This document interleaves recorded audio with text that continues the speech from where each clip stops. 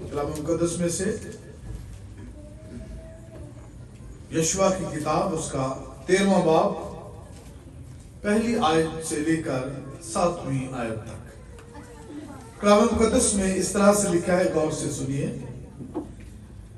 اور یشوع بڈھا اور عمر رسیدہ ہوا، اور خداوند نے اس سے کہا کہ تو بڈھا اور عمر رسیدہ ہے اور قبضہ کرنے کو ابھی بہت سا ملک باقی ہے، اور وہ ملک جو باقی ہے سو یہ ہے: فلسطینیوں کی سب اقلیم اور سب جسوری سہور سے مصر کے سامنے ہے، شمال کی طرف اکرون کی حد تک جو کنانیوں کا گنا جاتا ہے۔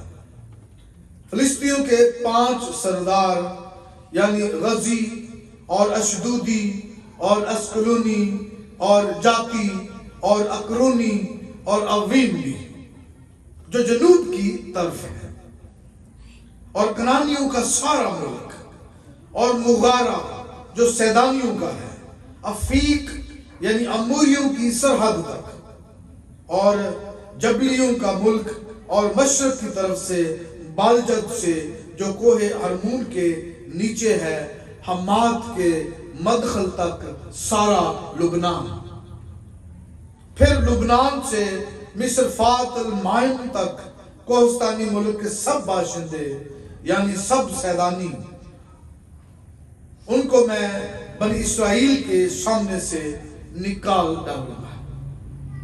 تو فقط جیسا میں نے تجھے حکم دیا ہے میراث کے طور پر اسے اسرائیلیوں کو تقسیم کر دے۔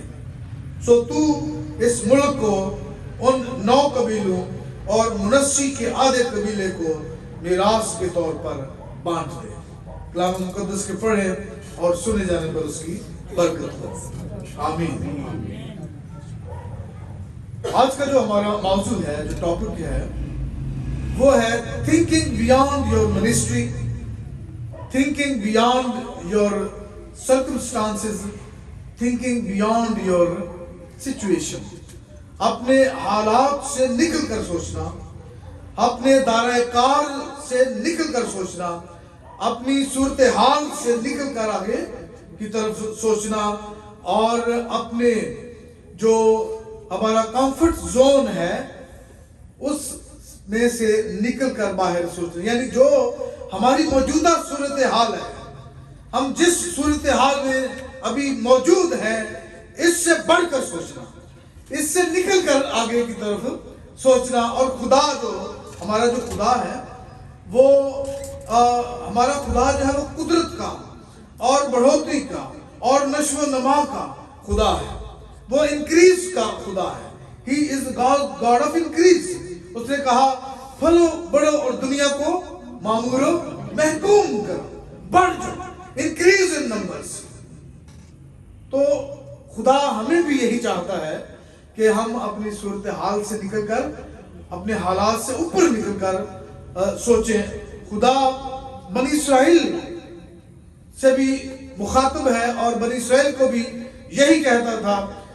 یشعیاء نبی کے صحیفے میں اس کے 54 باب میں اس نے کہا بنی اسرائیل سے کہ اپنی خیمہ گاہ کو وسیع کر دے اور اپنے مسکنوں کے پردے پھیلا دریغ نہ کر، اپنی ڈوریاں لمبی اور اپنی میخیں مضبوط کر، اس لیے کہ تو دہنی اور بائیں طرف بڑھے۔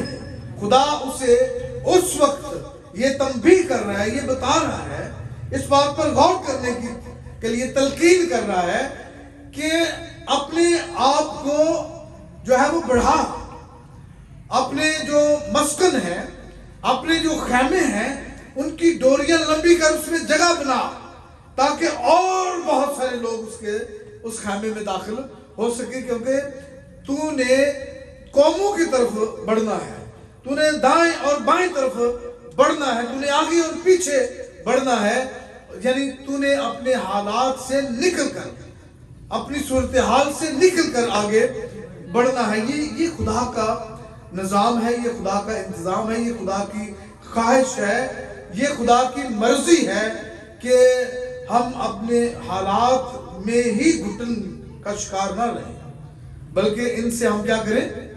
ان سے ہم باہر نکلیں، ان حالات سے ہم باہر نکلیں۔ تو ان حالات سے ہم باہر کیسے نکل سکتے ہیں؟ ٹھیک ہے، ان حالات سے ہم باہر کیسے نکل سکتے ہیں؟ 3 چیزیں میں آپ کے ساتھ شیئر کروں گا کہ ہم کیسے، خدا نے یشوع کی قیادت میں بنی اسرائیل کو ملک مصر میں داخل کیا، تو وہ شاید سوچ رہے تھے کہ بہت اچھی بات ہوگی، ویل ڈن، ویری نائس، خدا ان کا شکر ہو کہ ہم اسرائیل میں داخل ہو گئے، ہم ملک کنعان میں آ گئے ہیں، ویری نائس، بڑا اچھا ہے۔ لیکن خدا نے یشوع سے کہا کہ یہ کافی نہیں ہے، قبضہ کرنے کو ابھی بہت سا ملک باقی ہے، بہت سے شہر ابھی باقی ہیں، بہت سی سرحدیں ابھی باقی ہیں، بہت سی قوموں کو نکالنا ہے، بہت سارے لوگوں کو وہاں سے دور کرنا ہے، ابھی بڑا کام باقی ہے، تم نے یہیں پر رہ کر مطمئن نہیں ہو جانا۔ So sometimes we are satisfied with what we have. جو کچھ ہمارے پاس ہے، جہاں ہم ہیں، ہم اس پہ کیا ہو جاتے ہیں؟ سیٹل ہو جاتے ہیں، مطمئن ہو جاتے ہیں کہ کافی ہے۔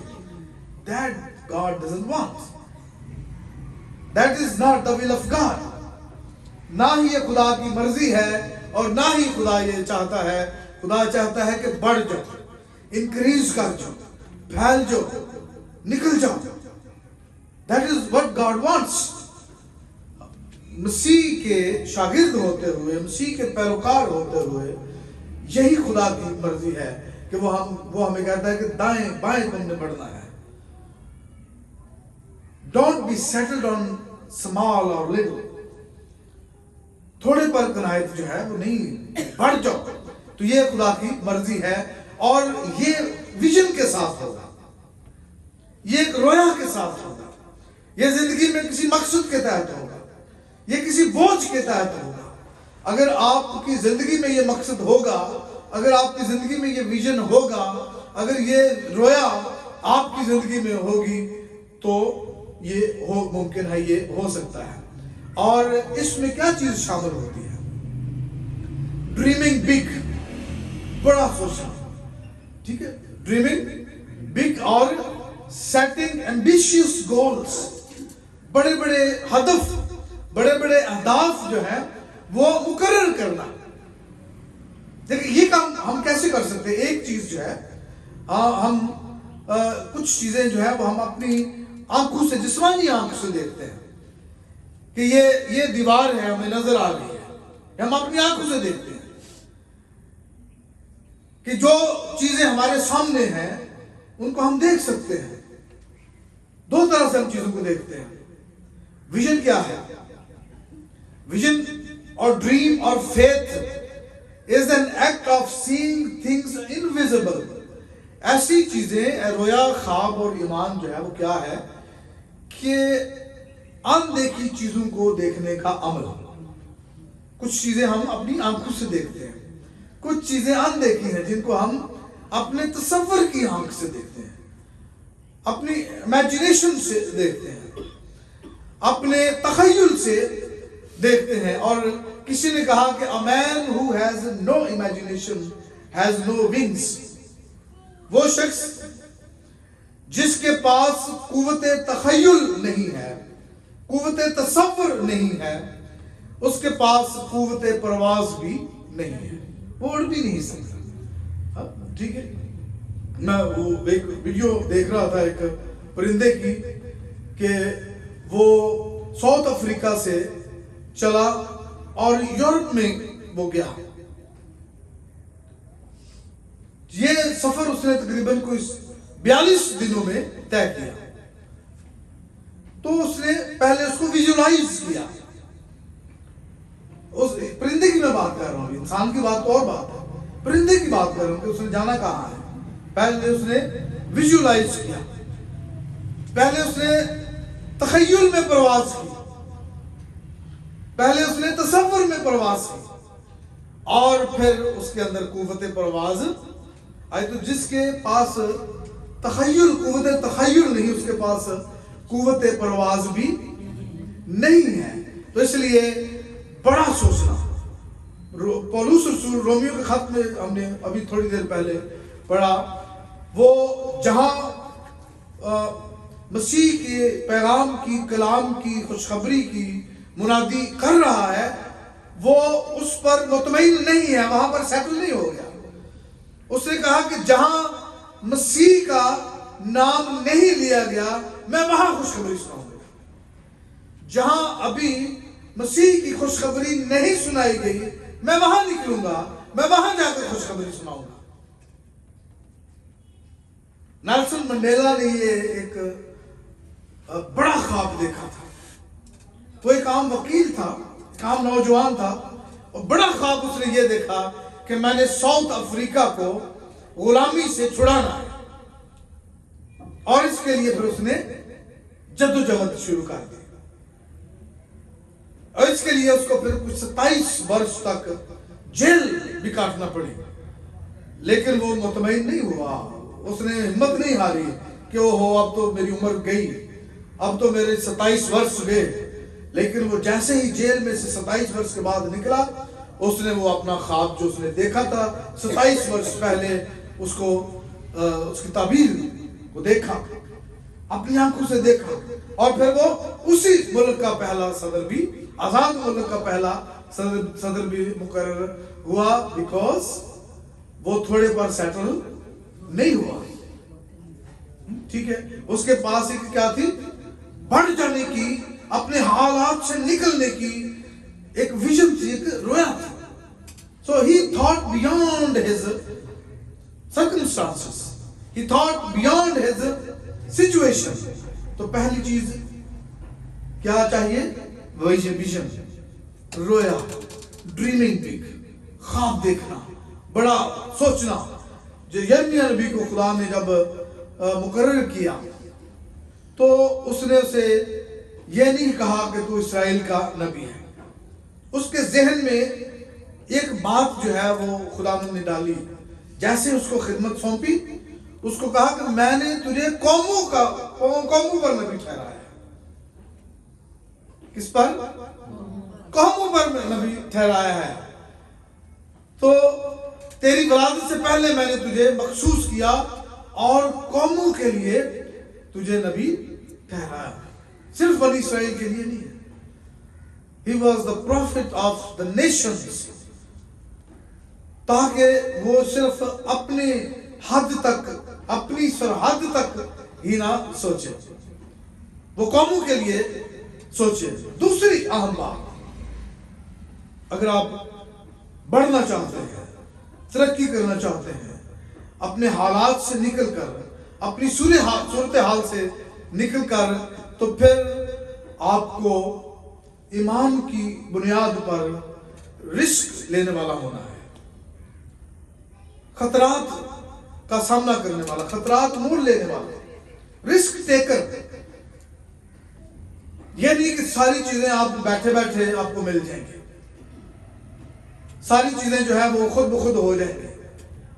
ایسا نہیں ہے، کچھ چھوڑنا پڑتا ہے. کچھ حاصل کرنے کے لیے کچھ چھوڑنا پڑتا ہے، رسک لینا پڑتا ہے، خطرات کو مول لینا پڑتا ہے. نفع نقصان کا سوچنا نہیں پڑتا کہ مجھے نفع کیا ہوگا، اگر میں یہ کروں گا تو مجھے نقصان ہوگا. تو جب آپ ایسا سوچیں گے تو پھر آپ جہاں ہیں وہیں پر رہیں گے، وہیں پر ساری زندگی بسر کریں گے. تو رسک ٹیکنگ جو ہے وہ بڑا ضروری ہے.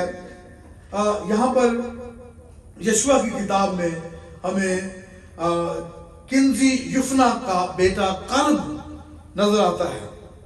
کالب اور یشوع یہ وہ دو لوگ تھے جو دوسرے 10 لوگوں کے ساتھ اسی ملک کی جاسوسی کے لیے کسی وقت موسیٰ کی انسٹرکشن کے مطابق ہدایت میں گئے تھے. اور 10 لوگوں نے کیا کہا آگے کہ جی بڑا مشکل ہے، بڑا مشکل ہے، یہ نہیں ہو سکتا، وہاں پر اناکیم بستے ہیں, وہاں پر بڑے بڑے قداور لوگ بستے ہیں, ہم تو ان کے سامنے ٹڈے ہیں. تو یشوع نے کہا, یشوع آ کر جب بڑے سالوں کے بعد اس ملک میں جب داخل ہوتا ہے تو وہ یشوع کے پاس آ کر بیان کرتا ہے. اس نے کیا کہا کہ جب خداوند کے بندہ موسیٰ نے قادس برنی سے مجھ کو اس ملک کے حال دریافت کرنے کو بھیجا, اس وقت میں 40 برس کا تھا, اور میں نے اس کو وہی خبر لا کر دی جو میرے دل میں تھی. کیا تھی؟ کہ ہم اس پر قبضہ کر سکتے ہیں, ہم ان بڑے بڑے قداور اور مضبوط اور اراکین لوگوں کو نکال سکتے ہیں. یہ تھی اس کے دل میں یہ بات جو اس نے لا کر خبر دی. اور اس نے حالانکہ کہا کہ جو میرے ساتھ گئے تھے لوگوں کے دلوں کو پگھلا دیا, ان 12 نے لوگوں کو ڈرا دیا, پریشان کر دیا کہ نہیں یہ بہت بڑا رسک ہے, ڈونٹ ٹیک رسک. ان 10 لوگوں نے کہا. تو کالب اور یشوع نے کہا کہ وی ول ٹیک رسک, ہم جائیں گے اور ہم ان کو زیر کریں گے کیونکہ ہم ان کو زیر کر سکتے ہیں. اور جب وہ یہاں پہنچے, بنی اسرائیل میں داخل ہوئے, تو اس نے آ کر یشوع سے کہا, کس نے؟ کالب نے. اس نے کہا یہ پہاڑی جس کا ذکر خداوند نے اس روز کیا تھا مجھ کو دے دے. کون سی پہاڑی؟ کیونکہ تو نے اس دن سن لیا تھا کہ اناکیم وہاں بستے ہیں اور وہاں کے شہر بڑے اور فصیل دار ہیں. یہ ممکن ہے کہ خداوند میرے ساتھ ہو اور میں ان کو خداوند کے قول کے مطابق نکال دوں. تو اس نے یشوع سے کہا کہ I will take risk. مجھے پتا ہے کہ یہ جو پہاڑی میں تجھ سے مانگ رہا ہوں, یہ اس کو فتح کرنا, اس کو زیر کرنا مشکل ہے, کیونکہ اناکیم قداور لوگ, مضبوط لوگ وہاں بستے ہیں, اور وہاں کے شہر جو ہیں وہ فصیل دار ہیں. ان کے گرد بڑی بڑی فصیلیں ہیں, دیواریں ہیں, مضبوط دیواریں ہیں. ان کو گرانا, ان کو ڈھیر کرنا مشکل کام ہے, لیکن میں کروں گا, مجھے دے دے. وہ رسک لیتا ہے, وہ خود کہتا ہے کہ یہ مشکل کام مجھے دو, میں کروں گا یہ. تو رسک لینا جو ہے وہ بڑا ضروری ہے زندگی میں, کچھ بڑا کرنے کے لیے, کچھ مزید حاصل کرنے کے لیے. نارتھ کیرولائنا سے شمالی امریکہ کی جنوبی ریاست جو کیرولائنا ہے, شمالی ریاست جو کیرولائنا ہے, وہاں سے 2 مشنریز انڈونیشیا کے جزیرے سماٹرا میں آنے کے لیے روانہ ہوئے, اور 28 جون 1834 میں وہ شمالی سماٹرا انڈونیشیا کے جزیرے میں پہنچے.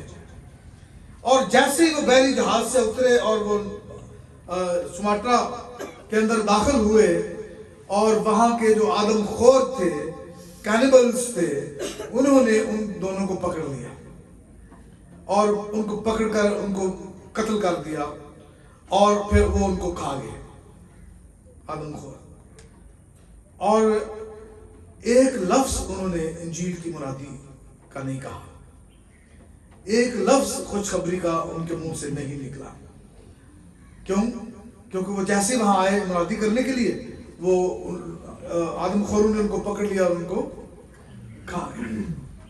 لیکن ان کی شہادت جو ہے, وہ جو ان کا رسک لینا تھا, وہ رنگ لے کر آیا.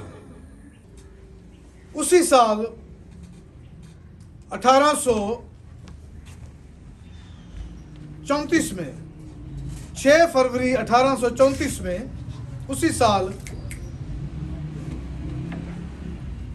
جرمنی کے اندر ایک شخص پیدا ہوا جس کا نام تھا لڈوگ نومینسن. لڈوگ نومینسن اس کا نام تھا. وہ پیدا ہوا اسی سال جس سال 28 جون 1834 میں ہینری لیمن اور سیمول مونسن جو ہے وہ شہید ہوئے، اور اسی سال جرمنی کے اندر ایک بچہ پیدا ہوا لڈوگ نومینسن، اور جب وہ نوجوان ہوا، ٹین ایجر ہوا، تو اس نے ان دو شہیدوں کی کہانی سنی، ٹیسٹیمنی سنی، گواہی سنی، جو شمالی سماٹرا انڈونیشیا کے جزیرے میں قتل کر دیے گئے اور آدم خوروں کی خوراک بن گئے، ان کے بارے میں اس نے سنا، اور اس نے یہ فیصلہ کیا کہ وہ اس شمالی سماٹرا میں خداوند کے کلام کی منادی کرنے کے لیے جائے گا، اور وہ 1864 میں وہ وہاں پر روانہ ہوا، اور اس نے جا کر انجیل کی منادی کی، اور پھر اس نے کلام مقدس کو، بائبل مقدس کو، ان کی جو مقامی زبان ہے اس میں ٹرانسلیشن کی، اس کا ترجمہ کیا۔ اتنا بڑا جو ہے اس نے کام کیا، and he took risk for his life، اور خداوند نے اس کی وسیلہ سے بہت بڑا کام کیا، کیونکہ خداوند ہمیں یہ چاہتا ہے کہ ہم اپنے حالات سے نکل کر سوچیں۔ Think beyond your ministry. Think beyond your circumstances. Think beyond your situation. اپنے حالات سے نکل کر کام کرنا اور سوچنا، یہ خداوند ہماری زندگی میں چاہتا ہے۔ اور تیسری بات کہ ہم جو کام بھی کریں وہ ابدیت کے تناظر میں کریں، اٹرنل پرسپیکٹو میں کریں۔ ابدیت کے تناظر میں ہم یہ کام کیسے کر سکتے ہیں کہ ہم کلام مقدس کی اس آیت کو ہم ذہن میں رکھیں، اس کلام مقدس کی ان آیات کو یاد رکھیں۔ میرے ساتھ آپ نکال لیں مکاشفہ کی کتاب، اس کا 7واں باب، مکاشفہ 7واں باب اور اس کی 9ویں آیت میں اس طرح سے لکھا ہے، مکاشفہ 7واں باب اور اس کی 9ویں آیت: ان دنوں کے بعد جو میں نے نگاہ کی تو کیا دیکھتا ہوں کہ ہر ایک قوم اور قبیلے اور امت اور اہل زبان کی ایک ایسی بڑی بھیڑ جسے کوئی شمار نہیں کر سکتا، سفید جامے پہنے اور کھجور کی ڈالیاں اپنے ہاتھوں میں لیے ہوئے تخت اور برہ کے آگے کھڑی ہے، اور بڑی آواز سے چلا چلا کر کہتی ہے کہ نجات ہمارے خداوند کی طرف سے ہے جو تخت پر بیٹھا ہے اور برے کی طرف سے۔ یہ ہے اٹرنل پرسپیکٹو، یہ ابدیت کا تناظر ہے کہ ہم نے اس پرسپیکٹو کو، اس تناظر کو سامنے رکھا کہ جب ہم اپنے منسٹری، اپنے حالات، اپنے سرکمسٹانسز سے نکل کر باہر سوچتے ہیں اور مسیح کے کلام کی اور خوشخبری کی منادی جہاں نہیں ہوئی کرتے ہیں، تو قوموں کے طرف خدا کے کلام کی جو منادی ہے اس کے وسیلہ سے لوگ خداوند کی بادشاہی میں داخل ہوں گے، اور ایک بڑی تعداد میں ایک بڑی بھیڑ جو ہے وہ کہاں پر آئے گی؟ خداوند کے برے کے تخت کے سامنے۔ اور جب وہ لوگ وہاں پر کھڑے ہوں گے تو کئی لوگ شاید آپ کے پاس آئیں، کئی لوگ آپ کو دیکھ کر آپ سے کہیں، آپ کا نام لے کر کہیں کہ اس شخص کے وسیلے سے آج میں یہاں پر ہوں، اس شخص کی منادی کی وجہ سے آج میں یہاں پر ہوں، اس بہن کی گواہی کی وجہ سے آج میں یہاں برے کے تخت کے سامنے ہوں۔ تو ہم نے اپنی جو حالات ہیں، اپنی جو صورتحال ہے، اس کے اندر رہ کر ہم یہ کام نہیں کر سکتے، ہمیں اس سے باہر نکلنا ہے، ہمیں تھوڑا بڑا سوچنا ہے، ہم نے بڑے خواب دیکھنے ہیں. ہم نے اپنے کمفرٹ زون سے نکل کر سوچنا ہے. اگر ہم آگے بڑھنا چاہتے ہیں, اگر ہم ترقی کرنا چاہتے ہیں, اگر ہم انجیل کی منادی کو پوری دنیا میں سنانا چاہتے ہیں, تو پھر ہمیں اپنے حالات کو مد نظر نہیں رکھنا. ہم نے ان سے بڑھ کر سوچنا ہے, ان سے نکل کر سوچنا ہے. تب خداوند کی خوشنودی آپ حاصل کر پائیں گے اور خداوند کے نام کو جلال دے سکیں گے اور خداوند کی بادشاہی کی وسعت کا وسیلہ بن سکیں گے. خداوند آپ کو اس کلام کے وسیلے سے برکت دے. خداوند آپ کے ساتھ ہو. And God bless you.